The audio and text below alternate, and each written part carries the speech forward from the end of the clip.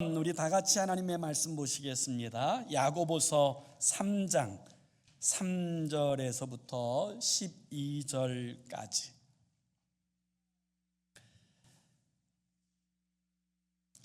야고보서 3장 3절에서 12절까지.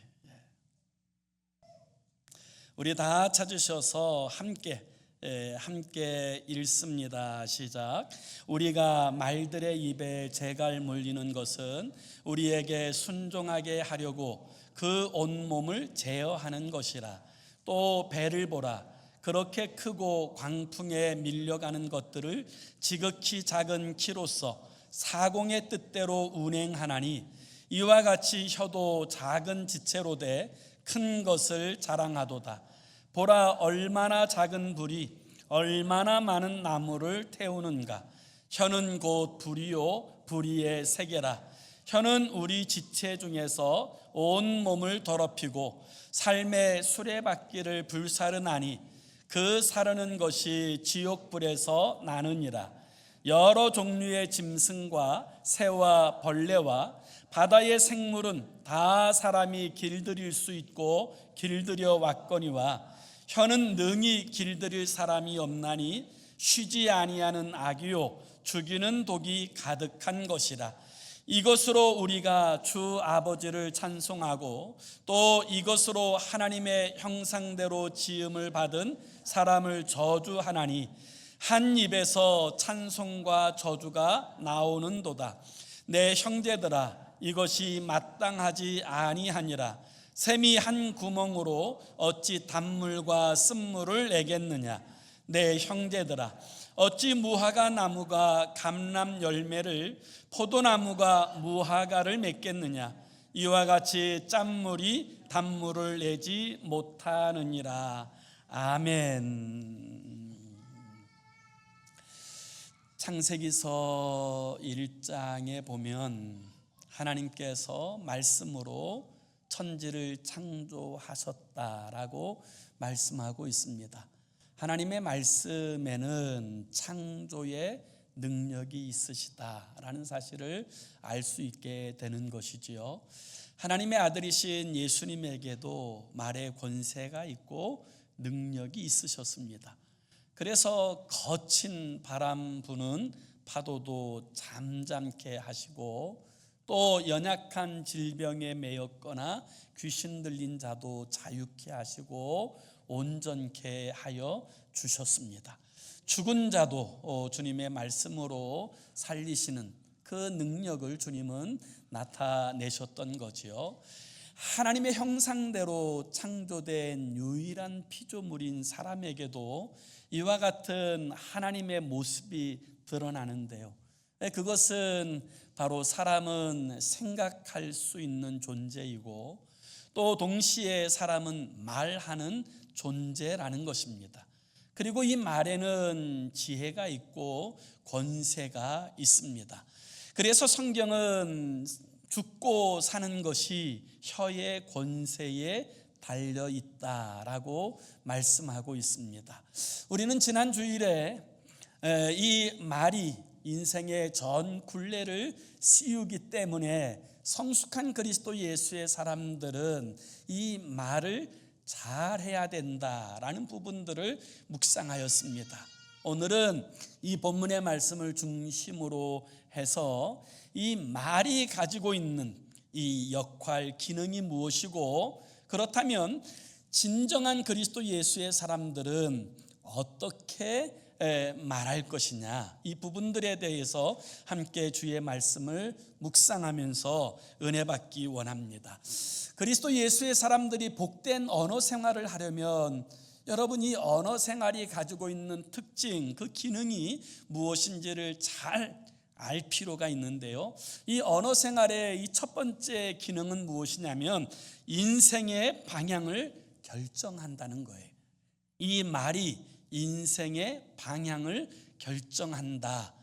오늘 본문 우리 3절과 4절의 말씀을 우리 다 찾으셔서 우리 같이 한번 다시 읽겠습니다. 시작. 우리가 말들의 입에 재갈 물리는 것은 우리에게 순종하게 하려고 그 온몸을 제어하는 것이라. 또 배를 보라. 그렇게 크고 광풍에 밀려가는 것들을 지극히 작은 키로서 사공의 뜻대로 운행하나니. 아멘. 여러분, 이 아주 싸납고 성질이 고약한 말도 그를 제어하기 위해서 재갈을 물리고 나면 그 다음에는 이 말이 온순하여져서 주인이 이끄는 대로, 주인이 가고자 하는 방향대로 나아가는 것을 볼 수가 있습니다. 배도 그렇지 않습니까? 아무리 큰 배가 있다 하더라도 여러분, 이 배를 움직이는 것은 바람입니다. 요즘에는 엔진이 되겠죠. 그러나 이 배의 방향을 정하는 것은 아주 작은 키입니다. 그 키로서 그 큰 배의 방향을 결정하는 것처럼 인생의 방향을 결정하는 것이 뭐냐? 오늘 야고보는 인생의 방향을 결정하는 것이 바로 우리의 말이라고 그렇게 말씀하고 있습니다. 그래서 말이 어떠냐에 따라서 인생의 방향성이 결정되어진다라는 사실을 여러분 분명하게 말씀하고 있습니다. 그렇기 때문에 우리는 이 말에 대한 이 중요성을 분명하게 인식할 필요가 있습니다. 실제로 과학계에서도 여러분 이 사실이 증명되고 있지 않습니까? 미국의 뇌과학을 전문적으로 연구하는 학자들의 그 보고에 의하면 그 인간의 뇌에는 약 2,300억 개의 그 세포들이 있는데 그 가운데서 말의 영향 가운데 영향력을 받는 그 뇌세포는 98% 정도에 해당되어진다라고 하는 보고가 나와 있습니다.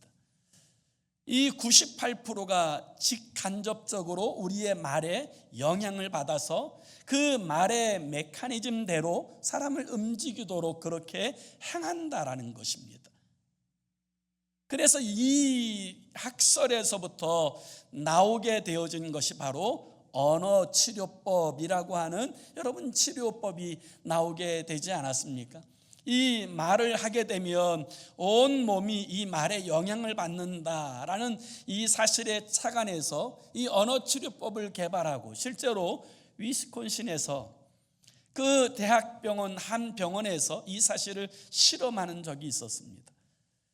말기 암 환자로서 살 가망성이 도저히 없다라고 하는 판정을 받은 사람들 가운데 이 선별하여서 그들에게 하루에 3번 나는 이제 치료받았다, 나는 고침받았다, 하루에 3번 복창하게 하고 그 사실을 신뢰하고 믿는 이 연습을 시켰더니 3주 만에 이 사람이 완쾌되어지는 놀라운 결과를 경험하게 되어졌더라는 것입니다.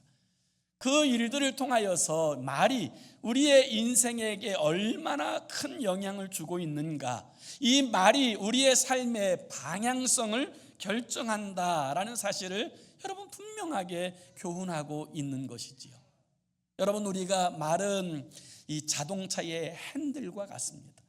아무리 큰 자동차라 할지라도 핸들이 꺾는 방향으로 그 자동차의 방향은 설정되고 나아가게 되어지는 것처럼 말이 우리의 인생의 방향을 결정하게 되어지는 것입니다.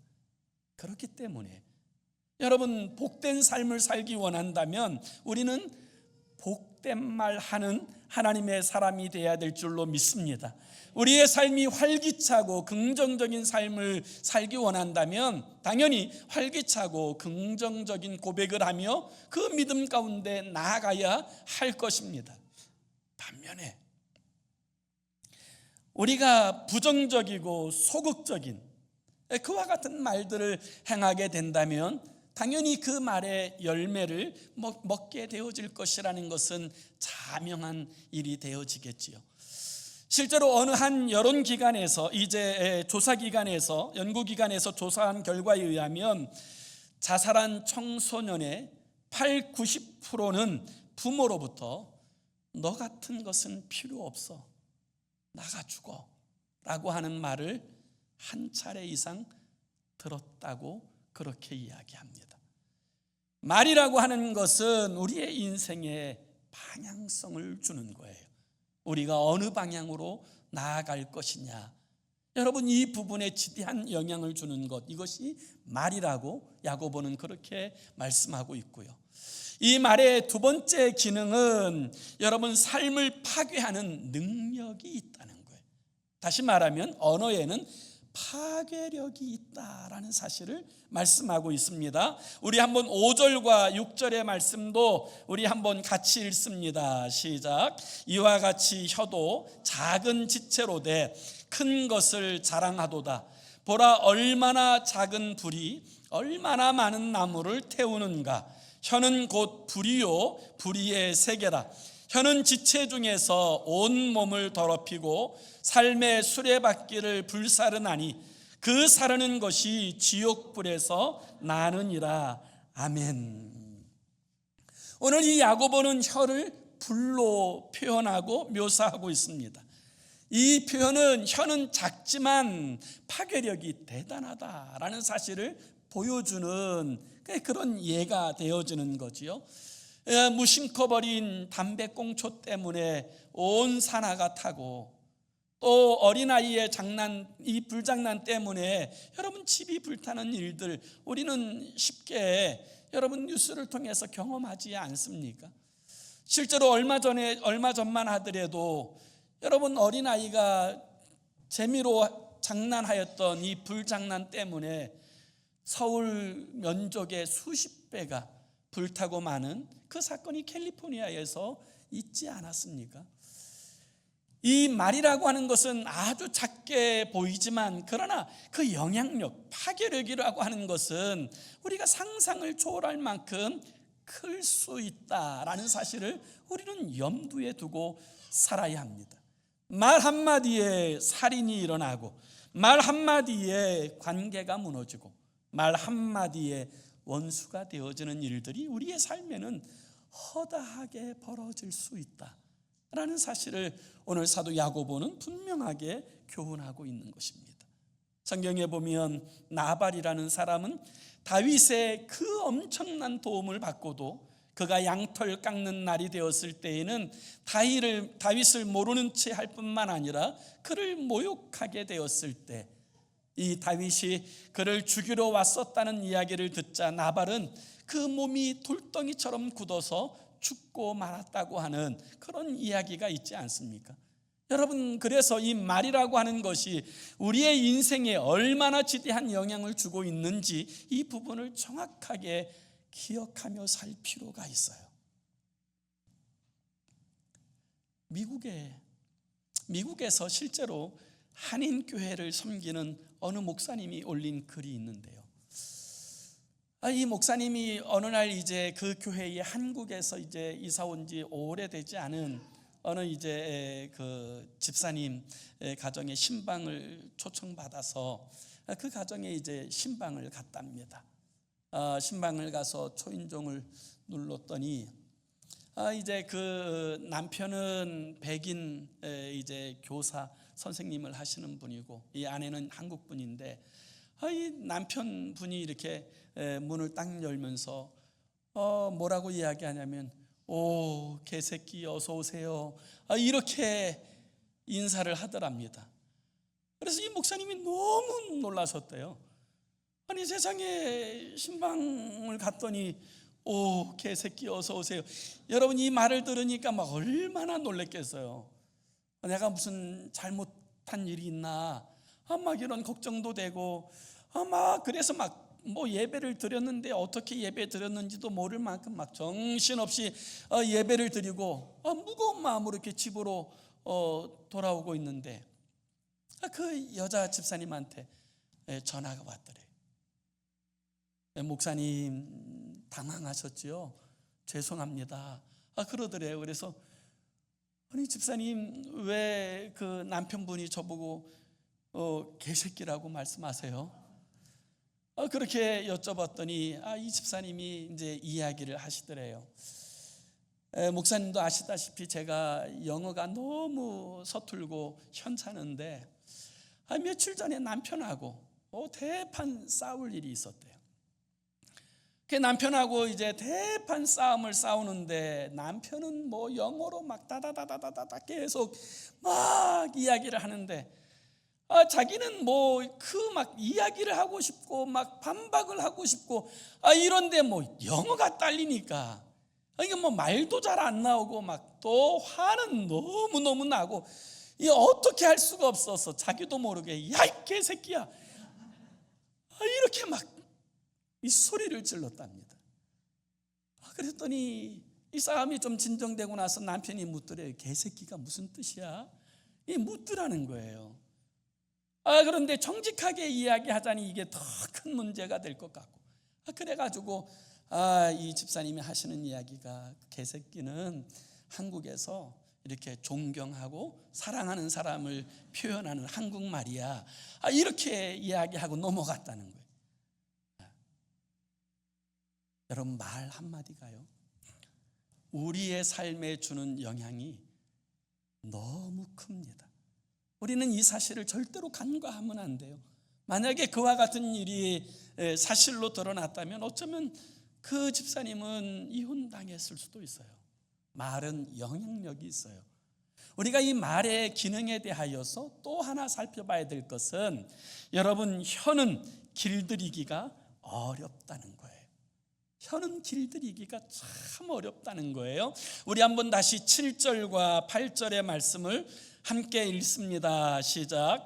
여러 종류의 짐승과 새와 벌레와 바다의 생물은 다 사람이 길들일 수 있고 길들여 왔거니와 혀는 능히 길들일 사람이 없나니 쉬지 아니하는 악이요 죽이는 독이 가득한 것이라.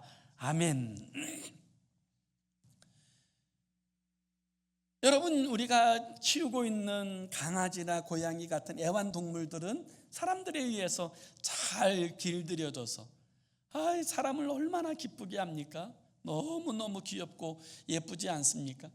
그런데 개나 고양이만 그런 게 아니라요, 여러분, 소도 사람들에게 길들여지고 말도 사람들에 의해서 길들여집니다. 심지어 엄청 큰 코끼리도요 사람에 의해서 길들여지고 그렇게 쓰여집니다. 제가 몇 해 전에 샌디에고에 있는 시월드를 다녀온 적이 있었는데요, 이 시월드에 갔더니 범고래가요 이 사육사에 의해서 얼마나 잘 길들여졌는지 뭐 사육사의 막 손 하나에 막 움직이고 말 하나에 막 재롱을 부리고 이 세상의 고래가, 이 물고기가 이 사람의 뜻을 다 알아듣고 행하는 것을 보고 정말 놀랐습니다. 물개들도 막 얼마나 쇼를 잘하고 막 얼마나 사람 말을 잘하든지 깜짝 놀랐어요. 여러분, 물고기도요 다 길들여지고 조금만 하다못해 짐승들도 여러분 길들여지고 벌레들도 길들여질 수 있는데 사람의 혀는 길들여지기가 너무 어렵다는 거예요. 잘 길들여지지 않는다는 거예요. 여러분, 이 부분을 우리가 절대로 간과해서는 안 된다라는 거예요. 그래서 나도 이제 좀 조심해야 되겠다, 부정적인 말 안 해야 되겠다, 이 낙심의 말 안 해야 되겠다, 그러다가도 그냥 어느 순간만 되면 튀어나오고 절대로 뒷담화하지 말자, 그러다가도 누군가가 맑고만 트기만 하면 막 지옥문이 열리고 여러분 그런 일이 있는 것 아닙니까? 잘 길들여지지가 않아요. 그러니까 우리는 이 사실을 늘 염두에 두고 사는 것, 그게 지혜예요. 제가 예전에 어느 글에서 이 재밌는 이야기를 읽었는데요, 이 수녀님 네 분이 어느 날 이제 마음을 먹고 한적한 야외 공원에 나왔답니다. 오랜만에 햇살 따뜻한 한적한 공원에 나와서 이거 신선한 공기도 마시고 막 가슴도 다 열리는 것 같고 이제 그러다 보니까 서로 마음을 열고 뭐 이런 얘기 뭐 저런 얘기, 예수님 얘기 뭐 여러 이야기를 하다가 이 마음이 막 더 막 열리니까 어느 한 수녀님이 자기 비밀을 좀 이야기해야 되겠다 그러면서 이야기를 하더래요. 오늘 아니면 내가 이야기하지 못할 것 같아서 내 마음의 깊은 비밀을 이야기한다면서 이야기하는 게 사실은 어떤 남자하고 사랑에 빠졌다는 거예요. 그런데 하필이면 그 남자가 유부남이라는 거예요. 그리고 더 큰 문제는 그 유부남인 그 사랑하는 남자가 자기를 위해서 이혼하겠다고 이야기한다는 거예요. 이런 고민을 이야기하니까 그 함께 있던 수녀님들이 너무 놀랐어요. 그런 일이 다 있냐고. 그 얘기를 듣고 있던 바로 옆에 또 다른 수녀님이 그럼 자기도 이야기를 하겠다고 그러면서 하는 이야기가 자신은 이 노름에 빠졌는데, 도박에 빠졌는데 그게 얼마나 재밌는지. 얼마 전에는 그 성도들이 그 이제 맡겨놓은 헌금까지 홀라당 다 써버리게 되었다고. 그 얘기를 하니까 막 거기 있던 수녀님들이 너무너무 놀라는 거예요. 그러다 또 세 번째 수녀님이 그러면 오늘은 뭐 다 자기 속에 있는 비밀 하나씩 이야기하는 날이니까 나도 이야기하겠다 그러면서 하는 얘기가 자기는 알코올 중독자라는 거예요. 그래서 저녁이 되면 소주 3병을 먹지 않으면 잠이 안 온다는 거예요. 이렇게 얌전하게 생긴 수녀님이 알코올 중독자라 그러니까 사람들이 다 놀라는 거예요. 그리고 나서 마지막 4번째 수녀님이 말해야 되는데 이 수녀님은 말은 안 하고 막 입을 콕 다물고 있는 거예요.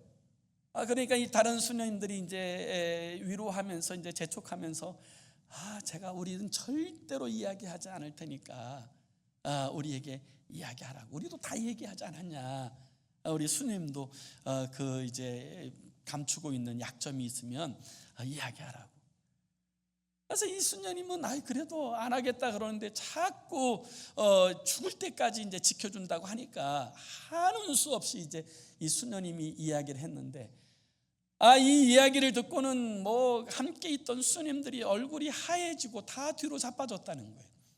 그 이야기가 뭔고 하니 이 수녀님은 자기가 수다장이라는 거예요. 그래서 들은 이야기는 삼천리 방방곡곡 모든 사람에게 다 전해야 속이 풀리는 그런 약점을 가지고 있다. 진짜 다스려지지 않는 게 혀예요. 잘 다스려지는 것 같다가 한순간에 여러분 실수하고 무너지는 게요, 우리 혀예요.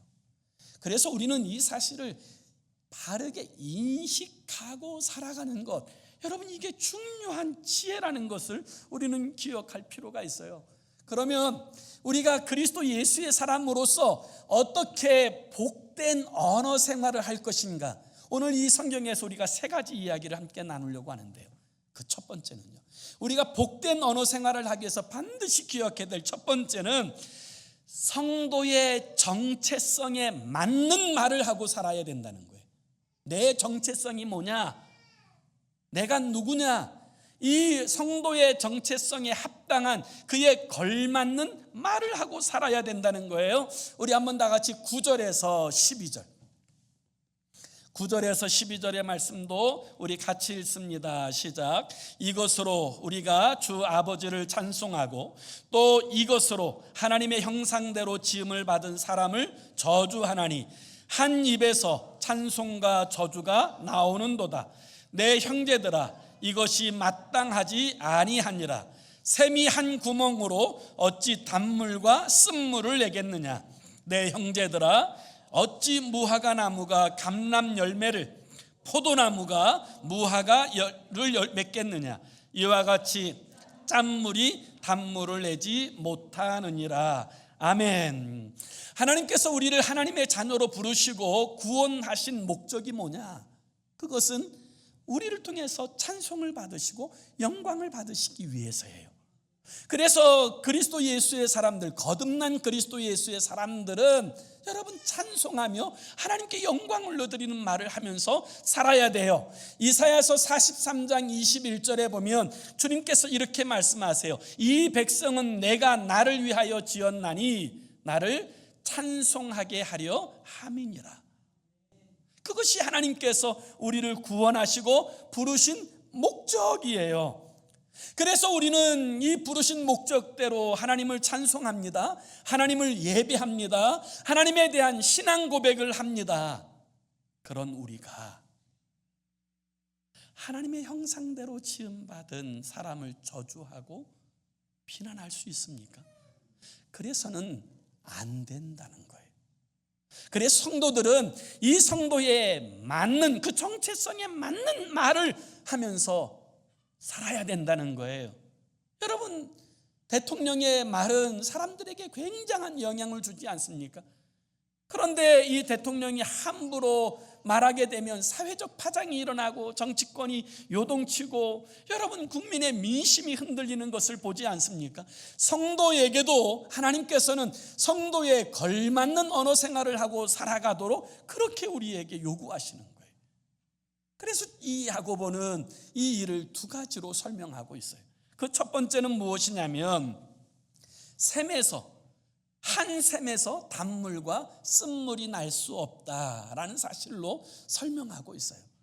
한 샘에서는 단물이 나오거나 쓴물이 나오지, 한 샘에서 단물과 쓴물이 함께 나올 수 없어요. 왜냐하면 근원이 다르기 때문에 그래요. 근원이 다르기 때문에 그래요. 오염된 것에서 나오는 물은 오염된 물, 쓴물이지 단물일 수 없고요.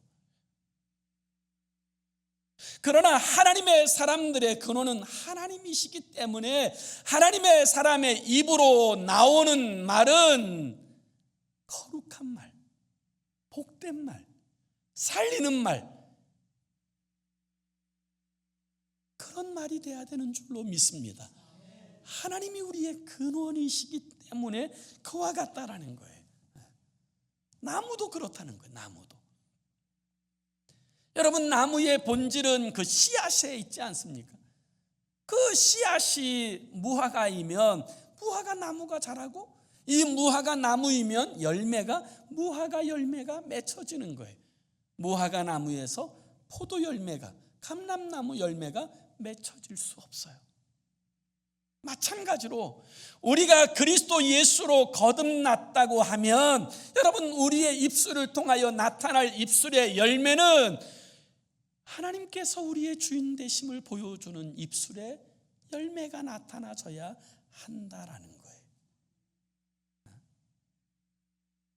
그 입술에서 여러분, 다른 말, 못된 열매가 맺혀질 수 없었다는 거예요. 사실 우리도 그 전에, 주님을 알기 전에는 못된 열매 맺고 쓴물 내뿜는 그런 존재였어요. 그런데 우리가 예수 그리스도를 나의 주로, 주인으로 모시고 나서 거듭나게 되었을 때 우리는 하나님의 형상으로 새롭게 되어졌고, 하나님은 우리를 통하여서 복된 열매 맺는 주의 사람으로 만들어 주신 줄로 믿습니다. 예전에는 돌 감람나무였지만 참 감람나무이신 예수 그리스도와 촛붙임되고 연결되었을 때 이제부터 우리의 삶은 돌 감람나무가 아니라 참 감람나무 열매를 맺는 주의 사람이 되어진 것입니다. 그것이 우리의 정체성이에요. 그런 열매를 맺어야 되는 거예요. 그래서 여러분, 마태복음 7장 16절에서 18절에 보면 예수님은 산상수훈에서 이렇게 말씀하세요. 그들의 열매로 그들을 알지니 가시나무가 포도를 또는 엉겅퀴에서 무화과를 따겠느냐.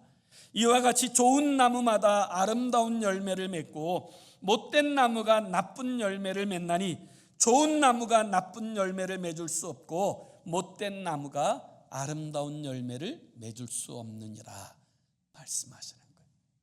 그 열매로 너희를 알아야 된다. 너희 지금 어떤 입술의 열매를 짓고 있느냐. 여러분, 이 사실을 유념할 필요가 있고요. 우리가 복된 언어 생활을 위해서 반드시 기억해야 될 두 번째는 마음이 바뀌어야 된다는 거예요. 우리의 마음밭이 달라져야 된다는 거예요. 복된 말하는 사람이 되려면 복된 마음가짐을 가져야 된다. 긍정적이고 적극적인 말하는 주의 사람이 되려면 그 마음이 긍정적이고 적극적인 하나님의 사람으로 바뀌어져야 한다라는 거예요. 성경은 이 말이 마음에서 나온다는 거예요. 마음에서 나온다는 거예요. 그래서 마태복음 12장 34절에 보면 독사의 자식들아 너희는 악하니 어떻게 선한 말을 할 수 있느냐 이는 마음에 가득한 것을 입으로 말함이라. 여러분, 마음에 가득한 것을 입으로 말한다는 거예요. 여기 말이라는 단어가 헬라어로 로고이라는 단어가 쓰여져요. 이 로고이라는 단어는 단지 음성을 말하는 것이 아니라 그가 가지고 있는 의미와 사상을 표현하는 단어예요. 그가 어떤 의미를 가지고 살고 있고 어떤 사상에 붙잡혀 살아가느냐에 따라서 말이 달라지는 거예요. 그 가득한 것이라고 표현할 때 이것은 페리스 슈마라는 단어예요. 이건 비의지적이고 체질적인 것을 의미하는 용어예요. 비의지적이고 체질적인 것. 다시 말해서 말은 내 안에 쌓아두었던 것, 내 안에 가득한 것, 기존해 있는 그것이 표현되어진다는 거예요. 그래서 우리가 오늘부터 좋은 말 하자 그렇게 마음으로 결심한다 할지라도 다음 날 아침이 되면 또 낙심의 말, 절망의 말, 근심의 말, 염려의 말 이렇게 하는 이유는 이 마음 보자기가 바뀌지 않았기 때문에 그래요. 그래서 우리는 정말 하나님 앞에서 복된 언어 생활을 하기 위해서 먼저 살펴야 될 것이 뭐냐면 내 마음가짐이 하나님 앞에 온전하고 거룩한가, 합당한가를 여러분 살피는 것이 중요하다라는 거예요. 그리고 우리가 복된 언어 생활을 하려면 세 번째로 우리의 언어가 주님의 다스리심을 받아야 된다는 거예요. 우리의 언어가 주님의 완전한 통치, 그 다스림을 받아야 된다는 거예요. 이사야 선지자가 하나님을 만나게 되었을 때 여러분, 이 이사야 선지자가 회개하고 통회한 것이 무엇입니까? 자신이 입술이 그렇게 추하고 더러운지 몰랐다는 거예요. 나는 입술이 부정한 백성 중에 거하면서 만군의 왕이신 여호와를 배웠음이로다. 그래서 자신의 그 입술이 정결하게 되도록 구하였을 때 하나님께서는 이 스랍 천사를 통하여서 제단에 핀 수술을 가지고 그의 입술을 대어 정결케 하셨어요. 그리고 나서야 그가 사명자로 쓰임바 되어지는 거지요. 여러분, 다윗도 하나님 앞에 서게 되었을 때 이 말이 얼마나 중요한지, 이 말하는 것이 너무너무 중요하다는 사실을 깨닫고 여러분, 이 다윗이 뭘 기도합니까? 시편 141편 3절에 보면 여호와여 내 입에 파수꾼을 세우시고 내 입술의 문을 지키소서. 이게 너무너무 중요한 거예요. 내 입술에 파수꾼을 세워주십시오. 헛된 말, 악한 말, 잘못된 말 나가지 않도록 내 입의 문을 제발 지켜주십시오. 여러분, 이게 다윗의 기도였단 말이에요. 그래서 오늘 여러분, 우리가 정말 하나님 앞에서 복된 언어 생활을 하는 복된 삶을 살기 원한다면 우리가 주님의 다스리심을 받아야 돼요. 주님의 약속을 가지고 120명의 사람들이 마가 요한의 다락방에서 성령 받기를 사모하여 기도하다가 오순절날 성령이 임하시는데 불의 혀같이 갈라지는 것이 그들에게 보이고 그들에게 임하셨을 때 여러분, 그들이 가장 먼저 달라진 것이 뭔지 아세요? 주님께서 가장 먼저 장악하신 것이 뭔지 아세요? 혀예요.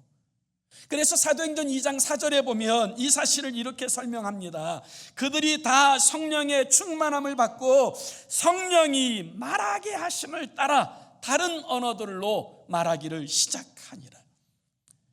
그들의 언어가 성령의 통제와 다스림 아래 놓여지게 되었을 때 그들은 그들의 말로 말하는 것이 아니라 성령이 말하게 하심을 따라 말하고 그 주님을 증거하는 주의 사람들이 되어졌다는 사실을 증언하고 있는 거예요.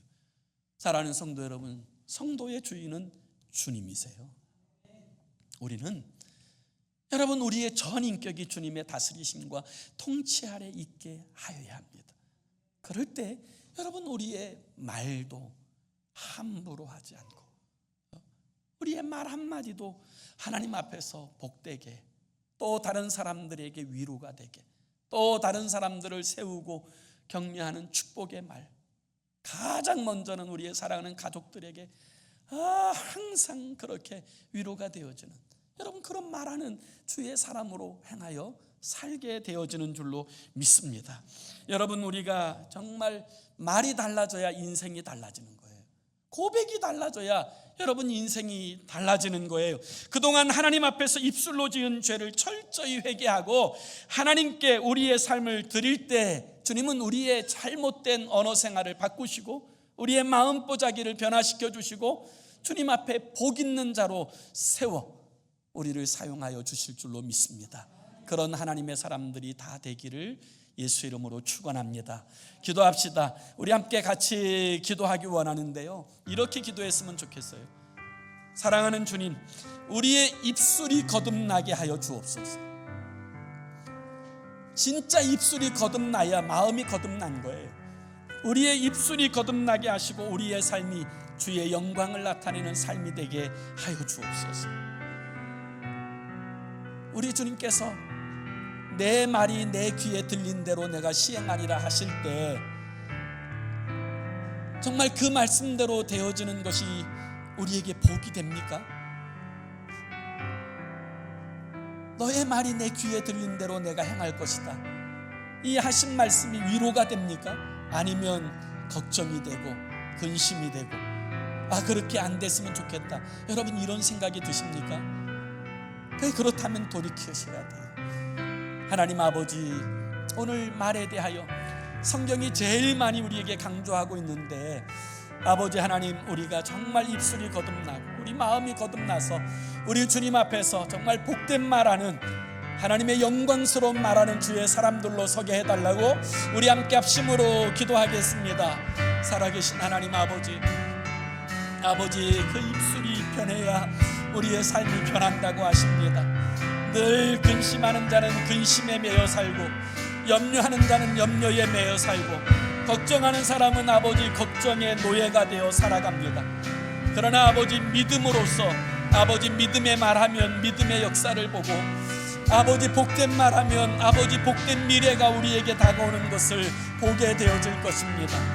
너의 말이 내 귀에 들린 대로 내가 시행하리라고 주님 하셨사오니 아버지 죽고 사는 것이 혀의 권세에 있다고 말씀하셨사오니 하나님 아버지, 우리의 입술이 거듭나게 하시고 아버지 믿음으로 담대히 고백하며 아버지 믿음으로 달려나아가는 주의 사람이 되게 하나님 축복하여 주셔서 아버지 우리의 삶을 통하여 주의 영광 나타내는 주의 사람들로 우리의 삶이 쓰임받게 하여 주시옵소서.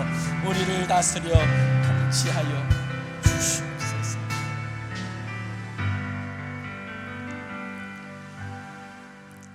사랑하는 주님, 주님께서는 너희의 말이 내 귀에 들린 대로 내가 너희에게 시행하리라 하셨습니다. 우리 주님은 말의 열매를 지으시는 분이라고 말씀하셨습니다. 우리 주님 앞에서 오늘 아버지 우리의 삶이 바로 서기 위해서 무엇보다도 아버지 우리의 삶의 변화, 우리의 삶의 아버지 하나님 변화가 필요한 것은 우리의 입술의 언어인 줄로 믿습니다. 사랑하는 주님, 우리의 입술이 거듭나게 하시고 우리의 입술에 파수꾼을 세워주셔서 아버지 오직 하나님의 영광만을 위해서 또 주님께서 두신 모든 삶의 자리를 복되게 하는 저희가 되게 하여 주시옵소서. 예수 그리스도의 이름으로 기도 올리옵나이다. 아멘.